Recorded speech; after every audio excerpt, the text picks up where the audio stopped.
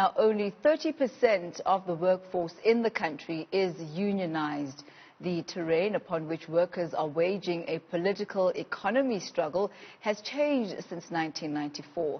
In 1985, the Congress of South African Trade Unions, commonly known as COSATU, was formed, and this to bring workers together and unite all the unions in each sector and industry. To tell us whether unions are still relevant, I'm joined via Skype by Director at the Chris Hani Institute Dr. Sthembiso Bhengu. A very good evening to you, Doc, and thank you for your time tonight.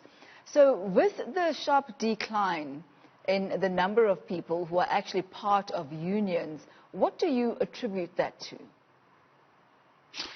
Thank you very much, Thami, and by the way, congratulations to Newzroom Afrika on this one-year birthday. Thank you very much for that.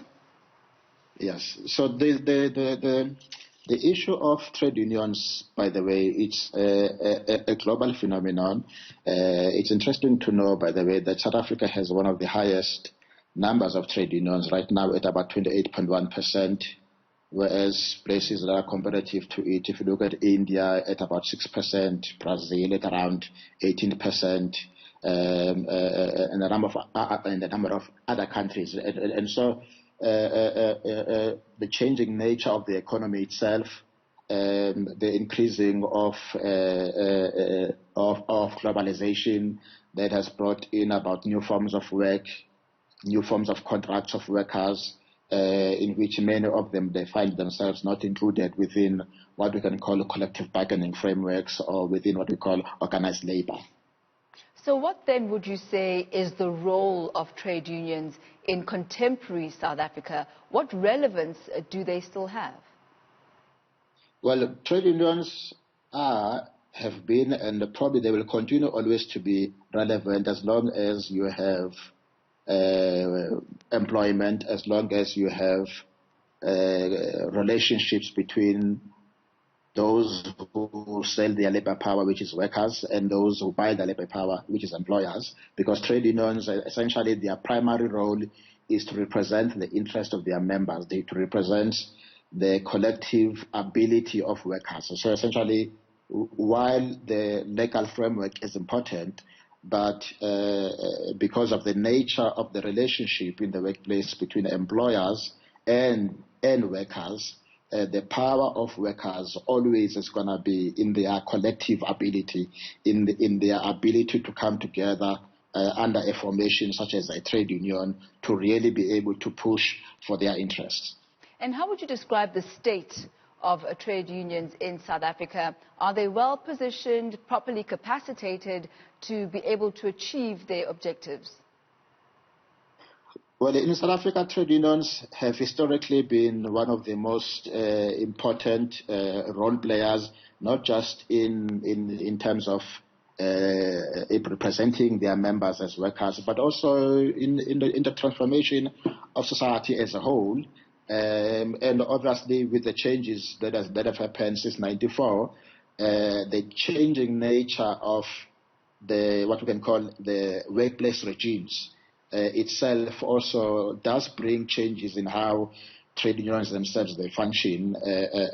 But essentially today, there is still a significant role of trade unions. It's another issue whether they are playing that role or not, but there is a continuing role of trade unions, essentially because as we speak now, you were hearing earlier about the cases around how there are some workers who have found that their employers did not actually submit their UIF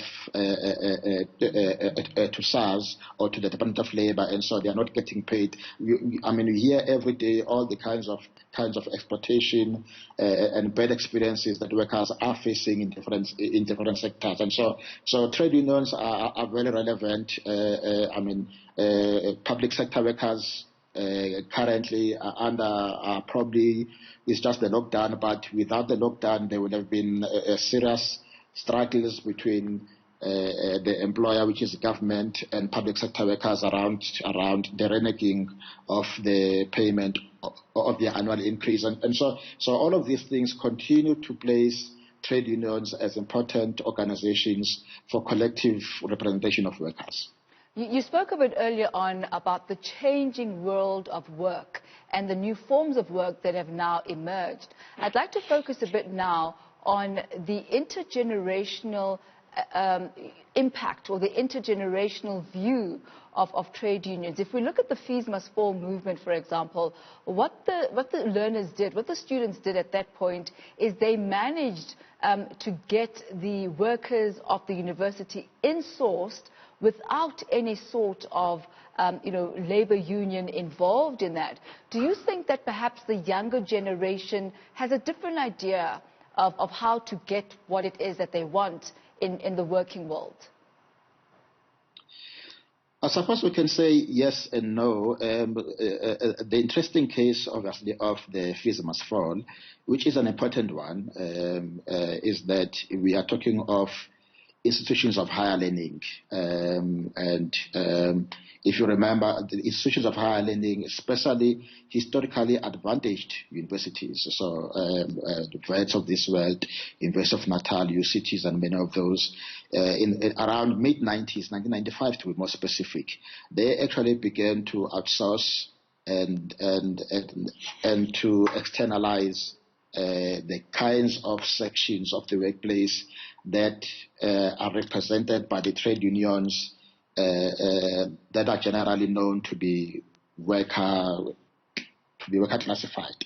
And so, which is one of the reasons why lately there has been a very weakness of trade unions at the universities and at the institutions of higher learning, essentially because the majority of those kinds of workers that have been represented by trade unions have actually been outsourced, subcontracted, and so are not part of the organized labor framework, which is why then in this case the movement of students, because students are the primary core custodians of a university, their voice could be able to be heard.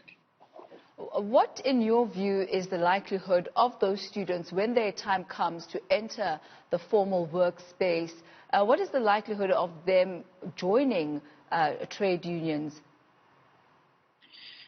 Chances are probably the students that were quite active in the Fees Must Fall, I would assume that they are likely to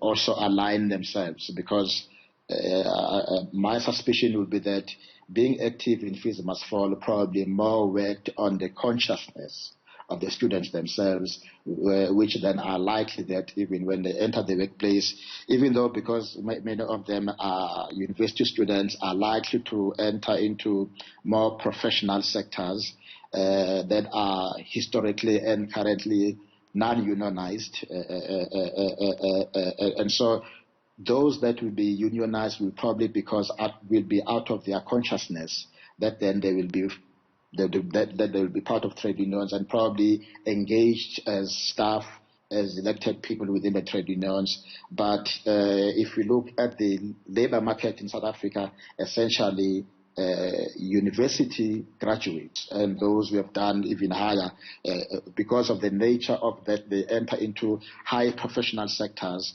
that are not necessarily part of the bargaining processes, and so are out of what we can call organized labor framework.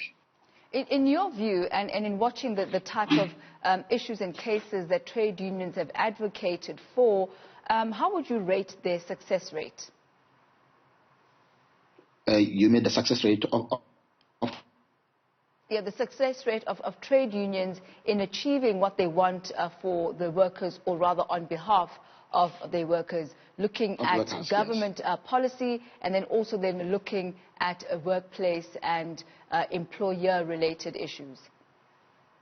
Yes, I think the Deputy President of COSATU, I think, attempted to make an answer to this question by highlighting the contradictions and the very fact that this is a contested terrain. I mean, we all know that the current labor relations framework, which is the 1995 Labor Relations Act, was a result of massive struggles that were waged by workers during apartheid, and so which then resulted both in a democratic state, but also then in coming up with this labor relations framework that enables workers to organize, to form trade unions and all of that. I think one of the significant things for me, I think, in the analysis is the fact that many of the challenges that are facing trade unions, some of them emanate from their own very victories that actually they waged through massive struggles, particularly in the late 70s and the 80s, in the kinds of gains that they were able to make. Some of them have turned around to actually become, in some cases, impediments to their ability to actually mobilize a much more larger base of what we can call workers that are supposed to be part of their groupings, and so, but also the reducing size, by the way. So the latest figures, that is about 2018-2019 of trade unions, as I mentioned, is about 28.1% in South Africa. Now, if you look at that, if you base to around 1994-95, we are talking of almost more than 50% of workers being members of trade unions. And so the numbers themselves, they also do make a picture. They limit the scope and the massive numbers ability of trade unions to actually become a forceful voice vis-a-vis, obviously, on the other hand, as you mentioned earlier, the powerful voice also of business.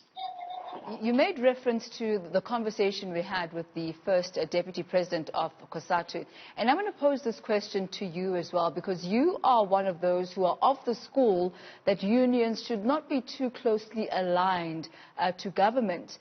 Give us your reasons for that, and why not? Because one would assume that when you are closer to power, you then have more influence to direct and influence policy and direction. Well, I think our view and probably our analysis I think in South Africa it's important to understand our history. And so the alliance between COSATU and the ANC and the Communist Party, I think Shingane did mention it, that it's not a mechanical alliance that came about, but it's an alliance that came from the history of the struggles that were waged.